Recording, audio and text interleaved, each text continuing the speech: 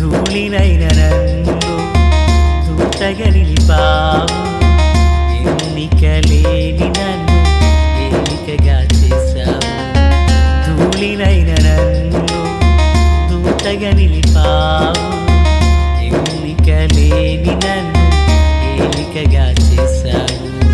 భూమి విరిగి ఫలమిచ్చెను, మేఘమిరిగి వర్షమొచ్చెను. రొట్టె విరిగి వృద్ధి చెందెను, నన్ను విరిచి వాడుకోమయ్యా.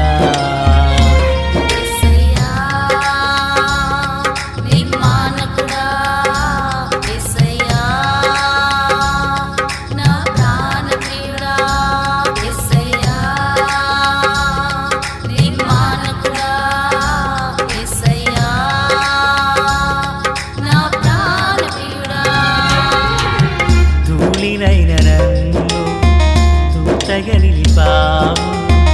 ఎన్నికలేని నన్ను ఏలికగా చేశావు.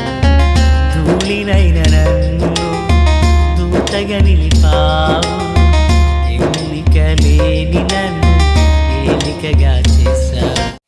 మన ప్రభు అయినటువంటి యేసుక్రీస్తు వారి పరిశుద్ధమైన నామంలో తండ్రి అయిన దేవాది దేవునికి నిత్యము స్తుతియు స్తోత్రములు, మహిమయు ఘనతయు ప్రభావములు యుగయుగములు ప్రభునకే చెల్లునుగాక.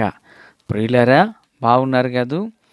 దేవుని మహాకృపను బట్టి మరో పర్యాయం మనం ఇలాగున కలిసి దేవుని దైవ వాక్యమును ధ్యానం చేయుటకు గాను దేవుడు అనుగ్రహించిన మంచి తరుణానికై మనం ప్రభువుని ఎంతగానో స్తుతించి బద్దులమునై ఉన్నాము.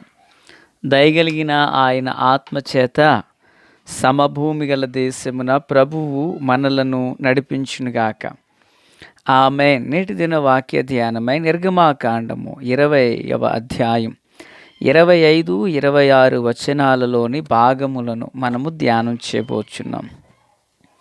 25వ వచనము, నీవు నాకు రాళ్లతో బలిపీఠమును చేయునప్పుడు మలిచిన రాళ్లతో దాన్ని కట్టకూడదు. దానికి ఏ పనిముట్టు తగలనిచ్చిన ఎడల అది అపవిత్రమగును. ప్రార్థన. తండ్రి దేవా స్తోత్రం. చదవబడిన వాక్యం మీది, వినుచున్నవారు మీ వారు, మీ దాసుడనైన నన్ను పూర్ణముగా మరుగు చేసి దైవస్వరమును వినిపింపచేయండి. రాకడ కొరకు, రాజ్యం కొరకు సిద్ధం చేయండి. సియోనులో నుండి మీ కృపాహస్తం మా అందరికీ తోడయుండునుగాక. యేసునామమున ఆమేన్. ప్రియులారా, బాగున్నారు కదూ? ఈ వచనంలో దేవాది దేవుడు తన కొరకైన ఒక బలిపీఠాన్ని కట్టమని చెప్పారు. ఆ బలిపీఠం ఎలా ఉండాలి అనేది కూడా ప్రభు చెప్పుచున్నారు. ఎలాగున దాన్ని నిర్మాణము చేయనప్పుడు అజాగరూకతమైనటువంటి పనులు జరగకుండానట్లుగా ఆయన మలచని రాళ్లతో దాన్ని కట్టమని చెప్పారు. మలచని రాళ్ళు. ప్రియులారా, మరి పర్యాయ భాషలో ఈ లేఖన వచనాన్ని చదివినప్పుడు అది ఇలాగునుంది. పర్యాయ భాషలో నేను చదువుతున్న వాడుకలో, ఒకవేళ మీరు నాకు రాళ్లతో బలిపీఠం చేస్తే చెక్కిన రాళ్లతో దాన్ని కట్టకూడదు. పనిముట్టు తగిలితే బలిపీఠం అపవిత్రమవుతుంది అన్నారు ప్రభు. అంటే బలిపీఠం కట్టేటప్పుడు బలిపీఠము 4 విధాలుగా బైబిల్లో మనం చూసాం. గుర్తున్నది కదా, నోవాహు కాలాన మట్టితో కట్టారు. అలాగుననే మరి ప్రియులారా, ఇక్కడ నిర్గమాకాండం 20-24లో నిన్నటి దినాన్ని మన వర్తమానాన్ని విన్నాం కదా, మట్టితో కట్టమన్నారు. ఇక రెండవది రాళ్లతో, మూడవది ప్లర తుమ్మ కర్రతో చేసి ఇత్తడి రేకును పొదిగించి మందిరానికి బలిపీఠాన్ని కట్టారు. నాలుగవది మేలిమి శ్రేష్టమైన బంగారంతో కట్టబడిన బలిపీఠం. బలిపీఠములకు వాడినటువంటి ఆ యొక్క రాళ్ళు కానీ, మట్టి కానీ, లేక తుమ్మకర్ర కానీ ఏదైనా వేరు అయినప్పటికీ ముడిసరుకు వేరైనా బలిపీఠం దాని యొక్క భావం అంతా ఒకటే. అయితే ఇక్కడ బలిపీఠాన్ని కట్టినప్పుడు రాళ్లతో కడితే ఆ రాళ్ళట సుత్తె దెబ్బ తగిలిన రాళ్ళునై ఉండకూడదట. వింటున్నారా పిల్లరా? సుత్తె దెబ్బ తగిలినదై మలచనిదై ఉండాలట. దేవుని వాక్యపు వెలుగులో మనం చూచినప్పుడు మరి దేవుని ఆలయాన్ని సొలొమోను మహారాజు మందిరాన్ని కట్టారు.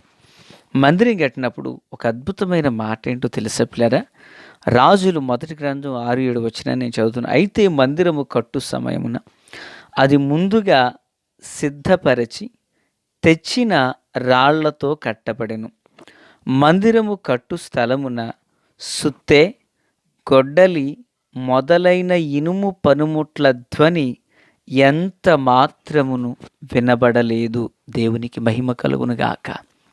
అంటే పిల్లరా, దేవుని మందిరానికి వాడినటువంటి రాళ్లలో ఒక సుత్తె దెబ్బ కానీ, ఓ గొడ్డలి దెబ్బ కానీ ఎక్కడ ఆ ధ్వని అనేది పుట్టలేదట.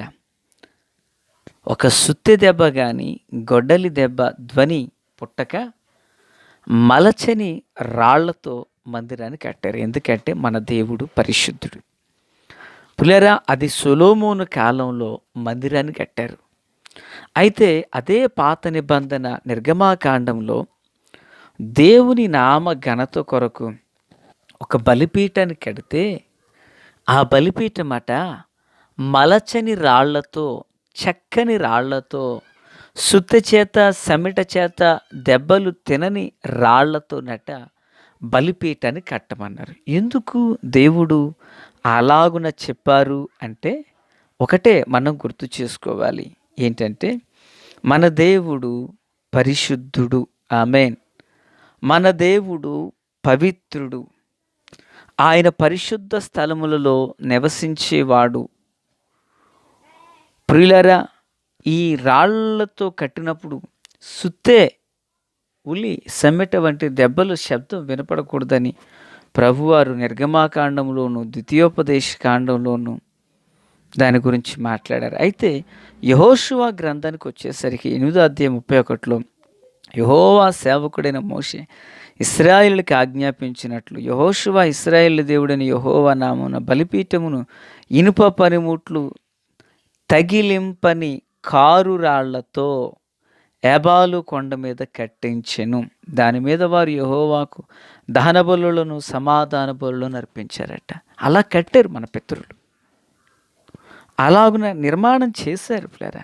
కనుకనే దేవుని సన్నిధి, దేవుని ప్రభావం, దేవుని షకీన సాంద్ర మహిమ మేఘములు ఆ ప్రాంతానికి దిగి వచ్చాయి. ఎందుకని ఇలా చేశారంటే మన దేవుడు పరిశుద్ధుడు కదా, మన దేవుడు పవిత్రుడు కదా, ఆయన పరిశుద్ధమైన స్థలములలో నివాసం ఉండే దేవుడు కదా, ఆయన పరిశుద్ధతలో మహనీయుడు కదా. చూడండి, ఒక చిన్న సందర్భాన్ని మెదుట ఉంచుతాను. రోజు దేవాది దేవుడు అబ్రహాము గారిని అర్పణకు తీసుకురమ్మన్నారు, బలి అర్పణ అర్పించమన్నారు. ఆయన జంతువులలో నుండి పక్షుల్లో నుండి కొన్నింటిని తీసుకుని వచ్చి జంతువులను ఖండించి దేని కలేబారమునకు దాన్ని తల ఎదురుగా ఉంచి సాయంకాల వేళ ఆయన నిద్రలోకి జారుకున్నాడు. మరి ఆదికాండం 15వ అధ్యాయంలో ఎప్పుడైతే ఆయన అలాగుని చేశారో ఆ బలి అర్పణ మీద పక్షులు వాలే. పిల్లరా, నిజానికి బలి అర్పణ జరిగిన చోట ప్రభు వచ్చి ఆశీర్వదిస్తానని చెప్పిన మహాదేవుడు అబ్రహాము సందర్భంలో మనం చూచినప్పుడు దేవుడు వారిని ఆశీర్వదించలేదండి. ఏమన్నారు తెలుసా?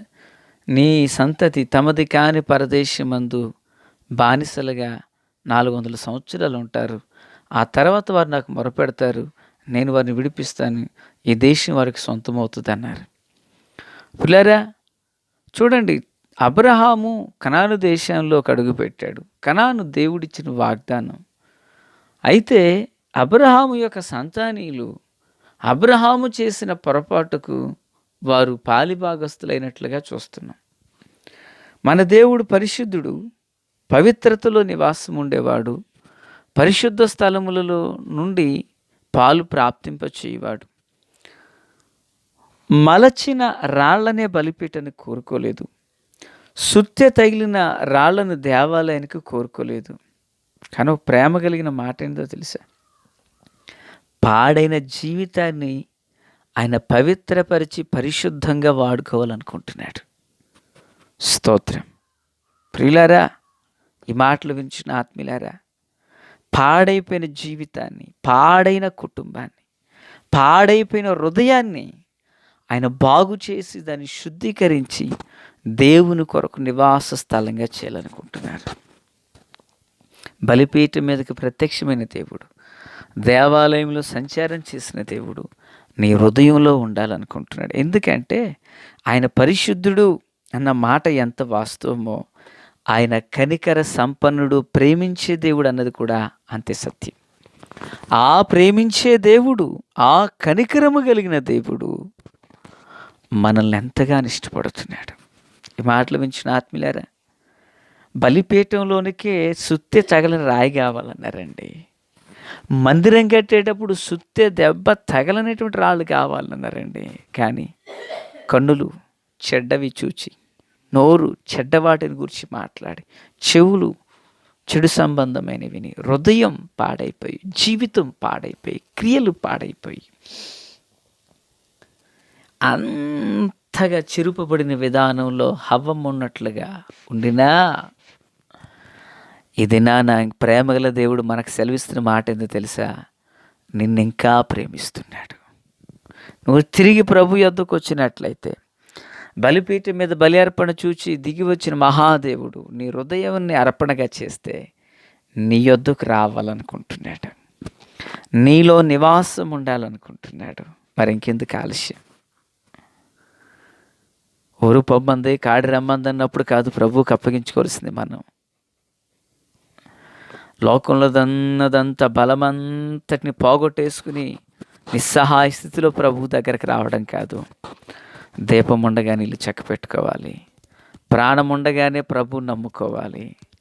రక్షణకు అవకాశం సిద్ధంగా ఉన్నప్పుడే దాన్ని అందిపుచ్చుకోవాలి. ప్రార్థన చేద్దామా? మహాపరిశుద్ధుడా, ప్రేమగల తండ్రి, కృపగల దేవా, స్తోత్రం. మీ జీవంతోనూ కృపతోనూ బలంతోనూ నింపి నడిపించండి. ఆశ్చర్యకరమైన వెలుగులో నడిపించండి. మీ దీవెన ఆశీర్వాదం అందరికీ తోడై ఉండునుగాక. నీతి సూర్యుని యొక్క ముఖ కాంతి ప్రకాశింపచేయండి. కృప అందరినీ ఆవరించునుగాక. మేలు చేత నింపండి.